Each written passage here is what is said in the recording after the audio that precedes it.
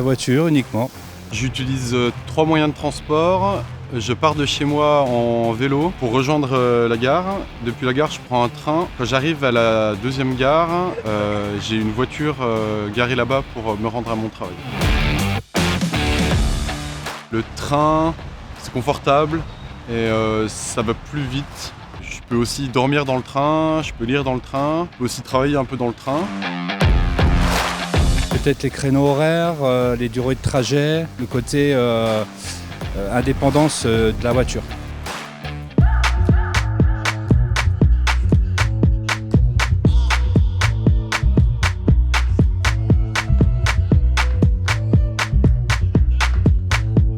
Je prends un train tôt le matin parce que j'ai un trajet d'1 heure environ. À chaque fois, je fais mon petit thermos, donc ma petite boisson chaude que je prends avec moi. En fait, ça me permet de commencer ma journée en douceur. J'ai ma petite boisson chaude, j'ai du temps pour moi.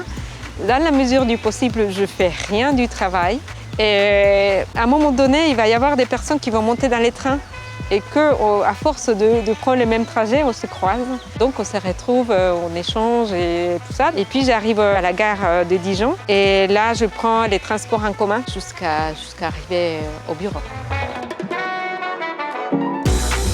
Rien que d'un point de vue environnemental, il ne faut pas oublier que voyager en train, ça permet de diminuer les effets des pollutions. Donc pour moi, c'est en tout cas un facteur que je prends en considération.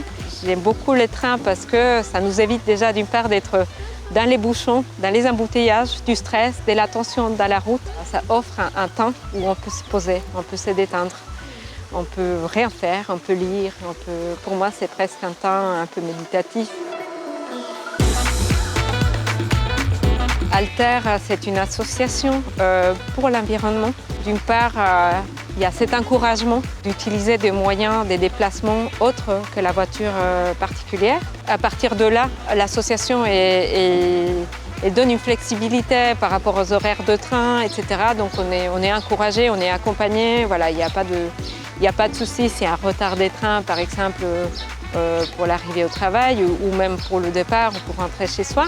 Et d'un point de vue financier, l'association prend en charge 50% du prix de l'abonnement des transports, ce qui permet, en tout cas, réduit énormément les coûts. Ça a stimulé les collègues à se déplacer en vélo et ça a permis de changer et d'ancrer l'habitude de prendre le vélo au lieu de la voiture. Et le fait de le faire dans ces contextes ludiques, c'était sympa. Et donc il y a des collègues qui n'habitent pas tout près du bureau, qui ont quand même pris part à ces challenges et qui ont fait des distances à vélo et qui finalement continuent de le faire.